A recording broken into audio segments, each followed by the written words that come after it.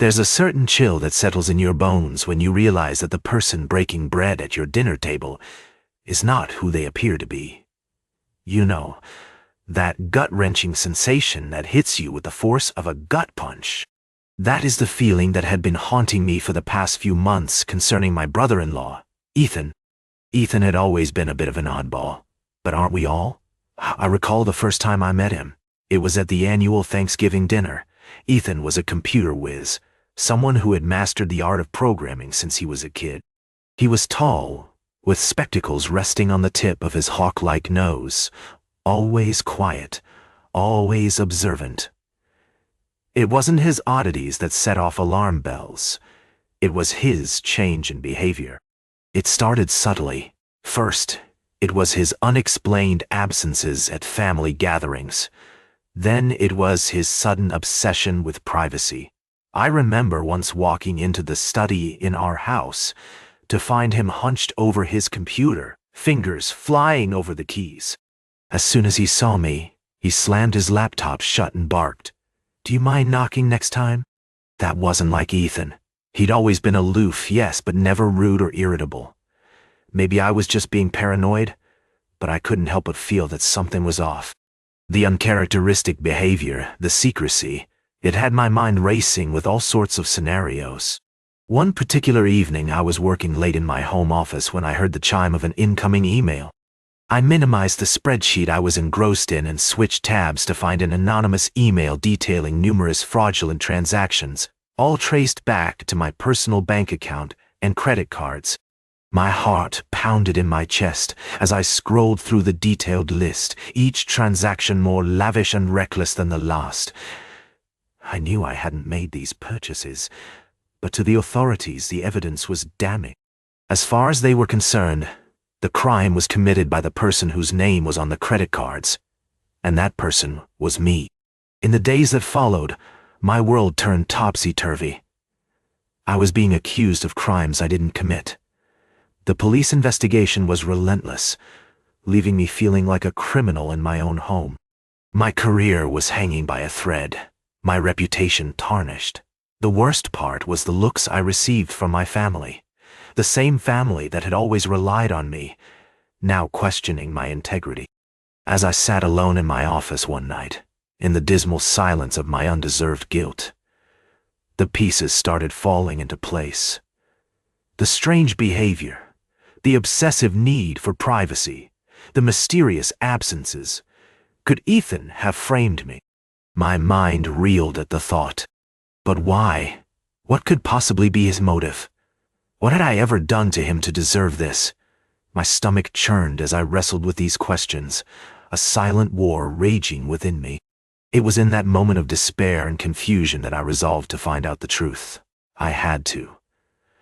I would not let Ethan destroy my life, paint me as a villain in the eyes of my own family. I had been the victim for too long. Now, it was time to turn the tables. As I type this, my heart is heavy with dread and burning with determination. My story may be an uncomfortable one to hear, but it's a cautionary tale that needs to be told. If you've ever been wronged, if you've ever felt helpless, just know that you're not alone.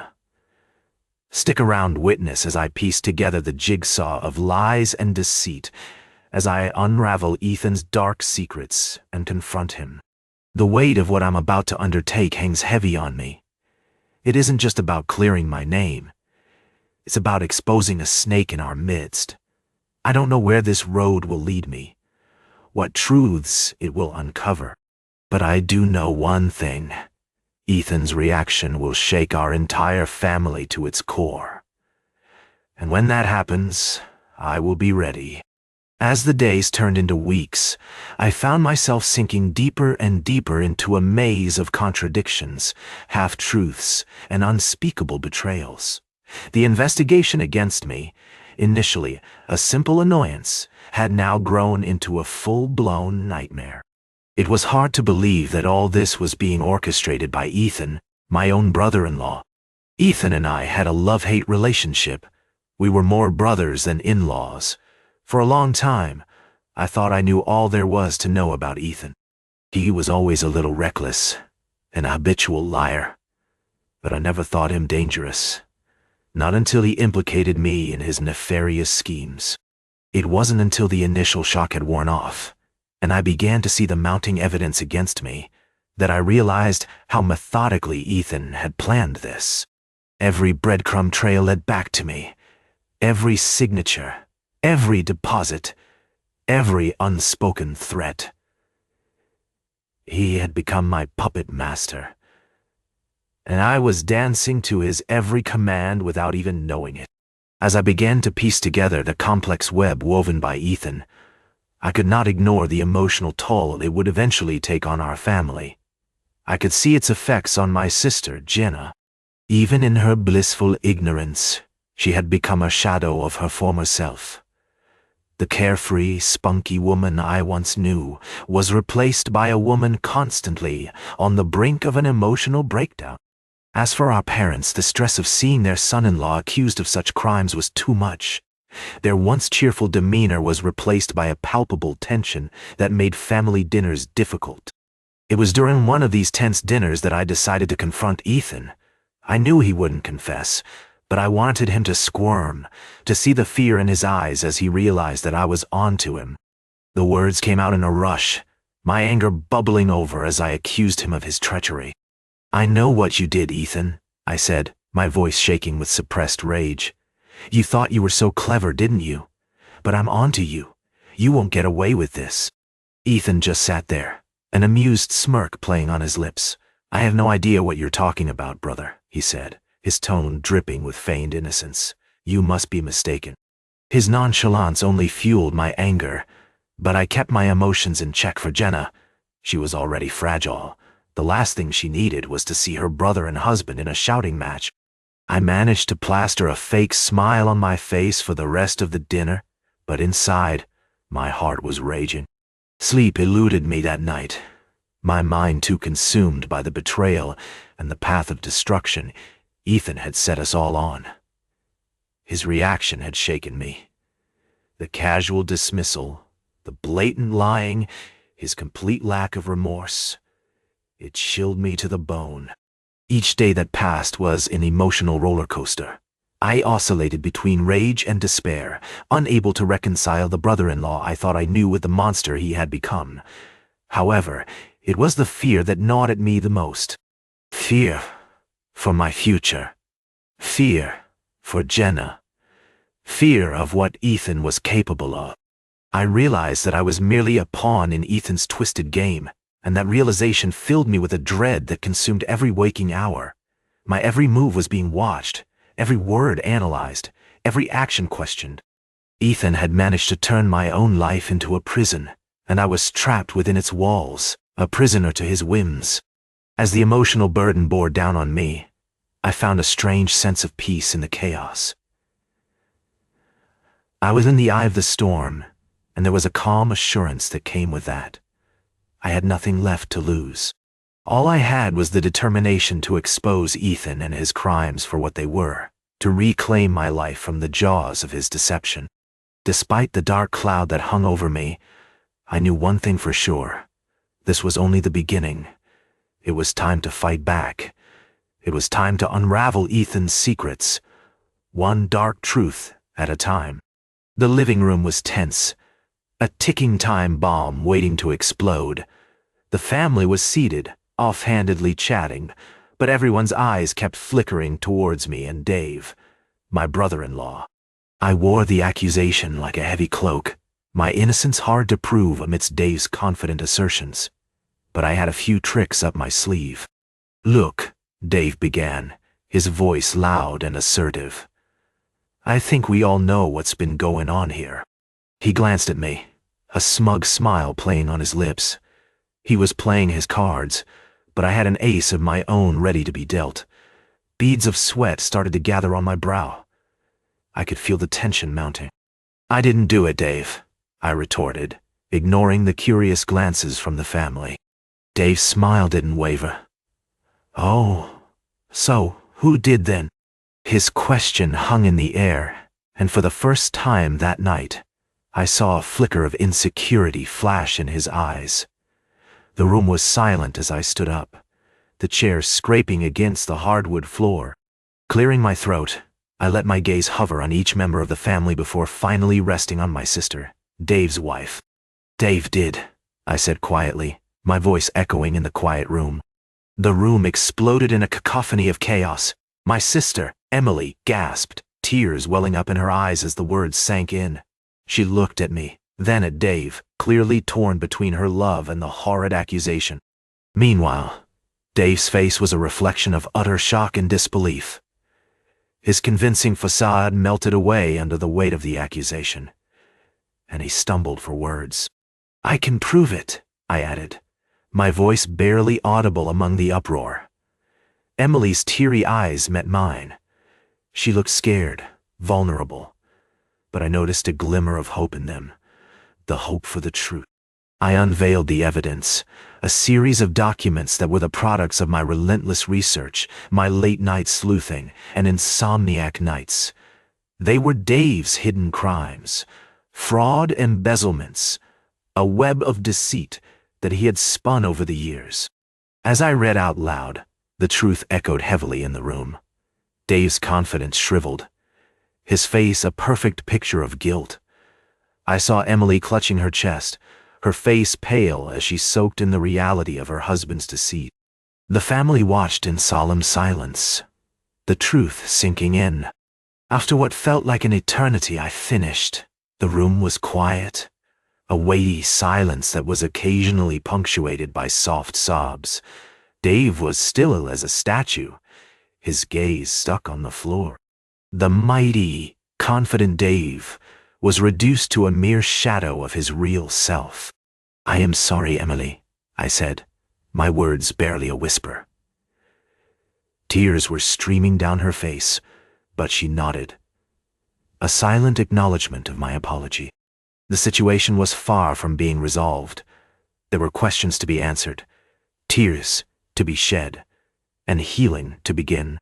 But for that fleeting moment sitting amidst my family, having freed myself from unwarranted blame, I felt an unsettling sense of calm.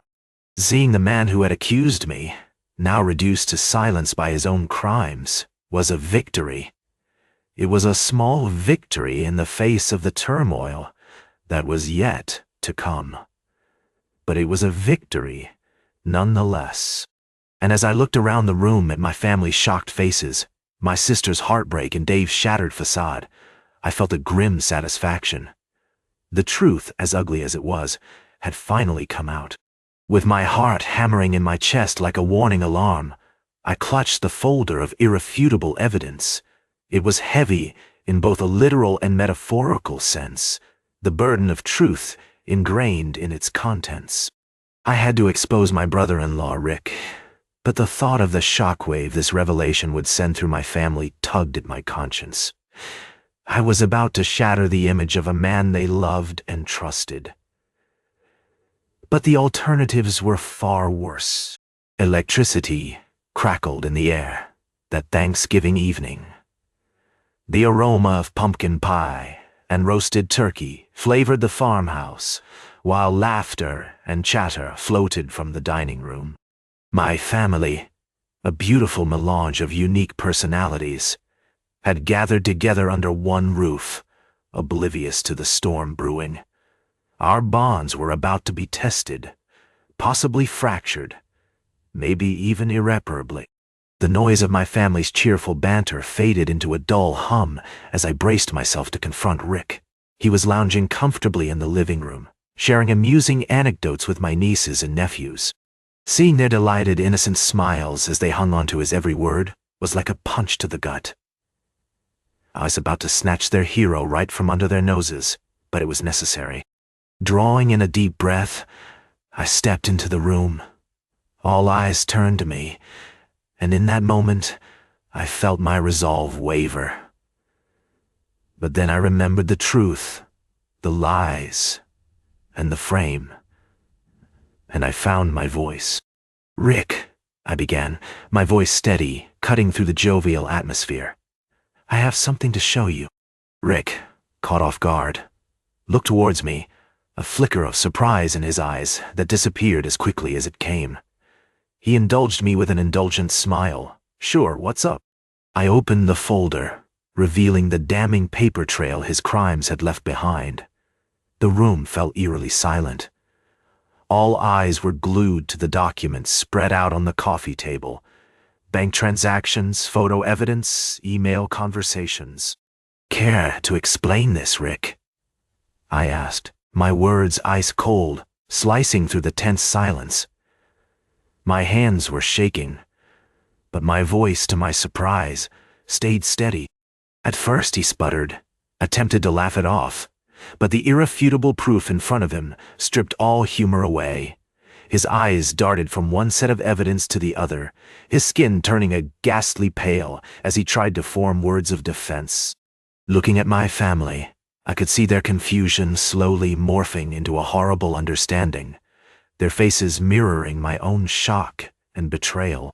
My mother clutched her pearls, her lips trembling, while my sister Jenny, Rick's wife, stared at me with wide, disbelieving eyes.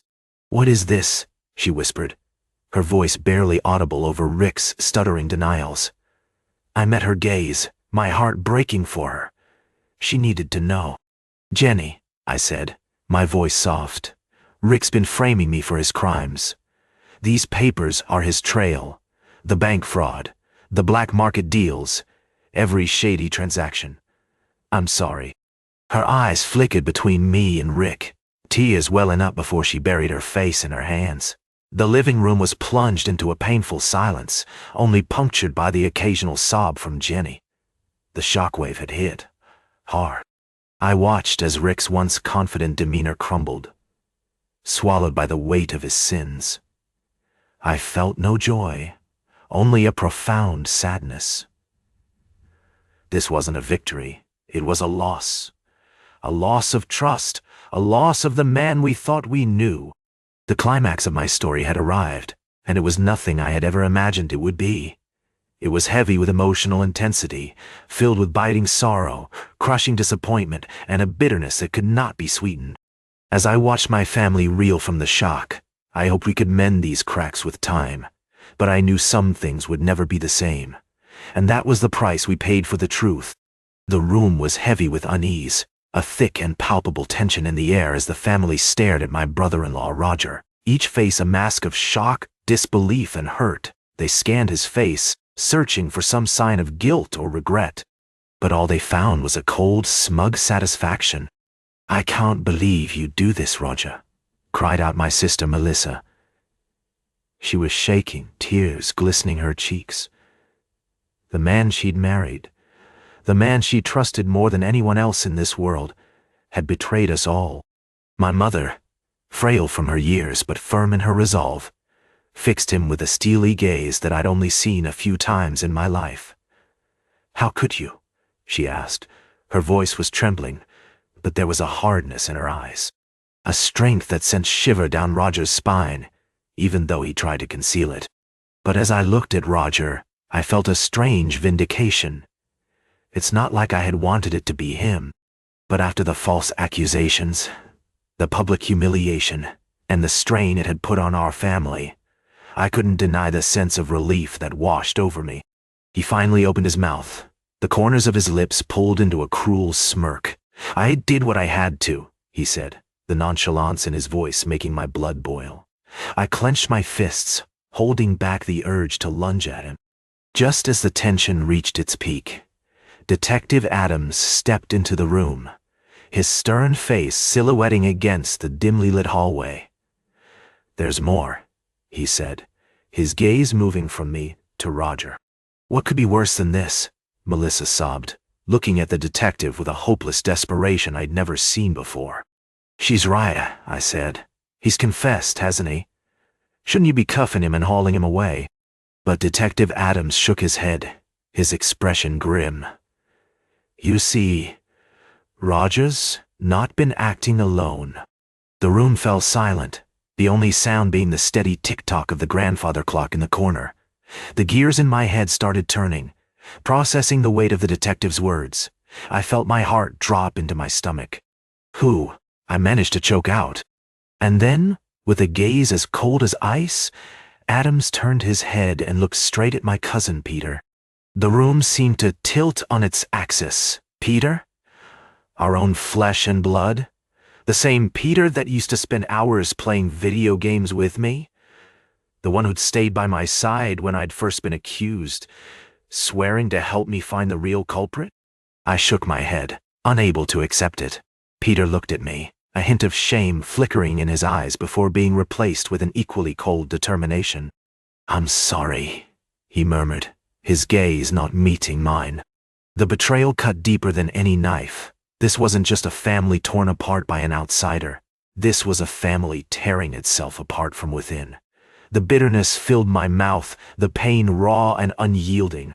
Roger laughed, a short, hollow sound that echoed off the walls. "What? You didn't think I could pull this all off by myself, did you?" I looked at him, then at Peter, my mind reeling. The anger I felt towards Roger was nothing compared to the hurt that Peter's betrayal had inflicted.